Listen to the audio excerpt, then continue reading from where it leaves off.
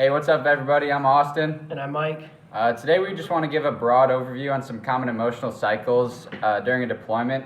We're hoping to help military couples identify some potential uncertainties. However, we're not going to go too in depth in this podcast in each individual stage. We're just going to provide some commonalities that we see within each one. Yeah, so just to give a brief overview, there are 5 stages of a deployment. Those stages are predeployment, deployment, sustainment, redeployment, and postdeployment. The first stage, predeployment, has a varied time frame because the exact date of deployment often isn't known. Generally, you'll know the week or a few weeks out that you're going, but not necessarily the day.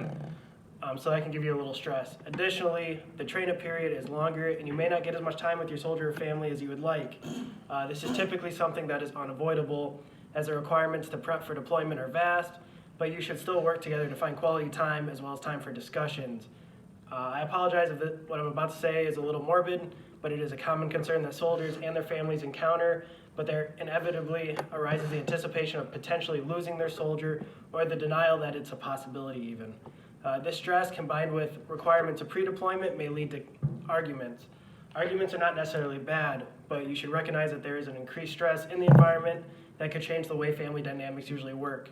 In addition to the anticipation of losing a loved one, you must be prepared for the mental and physical distance that is to come from a deployment. Yeah, so that leads me into the second stage, which is the actual deployment. This stage starts from the moment the soldier deploys until usually about a month into it. So the day the soldier actually deploys tends to yield mixed emotions. Typically, the family's sad the soldier's leaving, but there's also some relief that a lot of the stressors from that pre-deployment that Mike mentioned are gone. Unfortunately, however, with the change in the dynamics of the household, the significant other of the soldier tends to become a little bit disoriented and overwhelmed, and that's usually because they have to take up full responsibility of tasks that were previously shared. And during this period, the significant other may be experiencing numbness or sadness, as well as feeling alone, because a person, the soldier, who was a significant part of their life is temporarily no longer present. And this sadness and sense of overwhelming responsibility sometimes pretty typically leads to a sleep difficulty as well as a lost sense of security. All right, so moving into stage 3, we have sustainment. And in the sustainment stage, new routines are established. This has been going on for about moving into the 2nd month to about the 5th month, and you're kind of breaking in the new routine. If you have family, if you have kids, just kind of getting used to a different way of life. Also, you're finding your new sources of support, building those social connections, just trying to stay connected both with your community and with your deployed family member. You also begin to feel a little bit more in control. This has been going on for a minute, and you know that you've established some practices, you've developed your routine.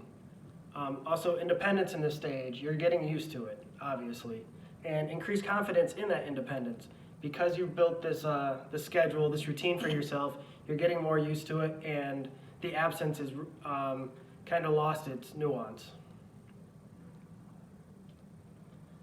Then moving into stage 4, this is months between 5 and 6, and this gets interesting because you start to build that anticipation of homecoming.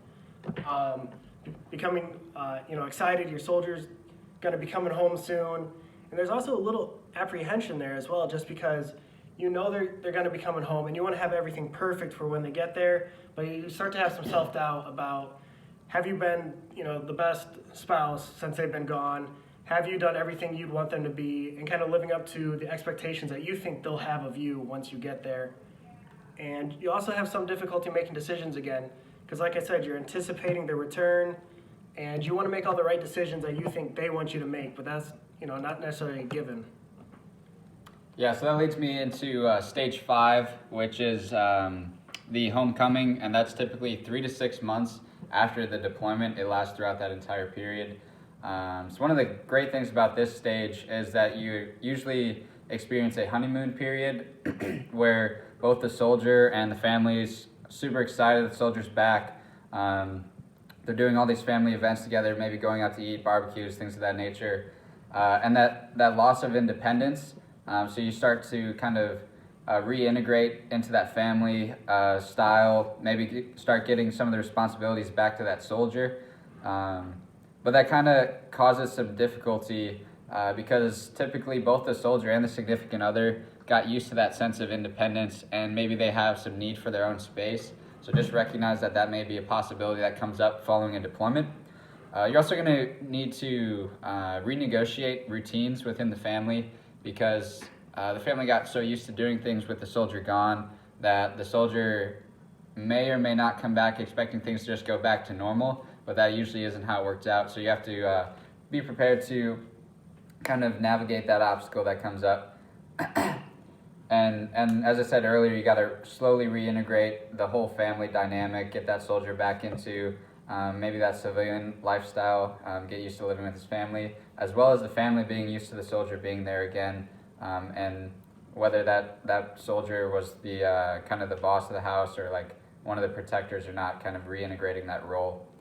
So that kind of covers the 5 stages. Just a quick overview, kind of retouch on it. We have stage 1, which is that pre-deployment, stage 2, which is the actual deployment, and then stage 3, the sustainment, followed by a redeployment and the homecoming. And just kind of want to give a broad overview.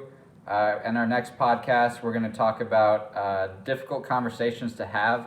We're hoping to increase communication between the soldier and their couple. And then also, following podcast, we're going to do a little deep dive into each stage, kind of maybe offer some insight on how some other soldiers and officers dealt with those stages.